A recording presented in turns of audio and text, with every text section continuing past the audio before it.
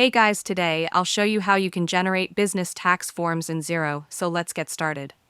Xero's built-in tax functionality simplifies the end-of-year process by making it easy to generate the necessary reports, although the actual filing of the return is often handled by an accountant using a specialized feature called Xero Tax, which is usually integrated with your Xero account.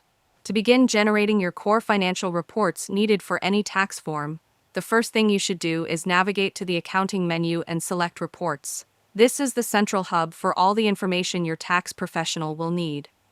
Once you are in the Reports screen, you will want to generate two crucial documents: the Profit and Loss Report to show your taxable income and expenses, and the Balance Sheet Report to provide a snapshot of your assets and liabilities. So make sure you set the date range for both reports to cover the entire financial year you are filing for. After customizing the date range, click Update to generate the latest figures, and then use the Export button, usually found at the top right, to download both reports as a PDF or Excel file, which are the main documents you'll send to your tax advisor.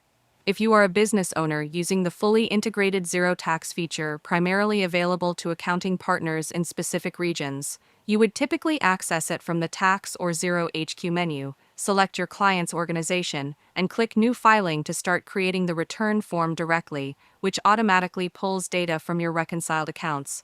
But for most small businesses, the primary action is ensuring those fundamental financial reports are accurate and ready for your accountant to use. And that's it. If you found this video helpful, consider giving it a like and subscribe.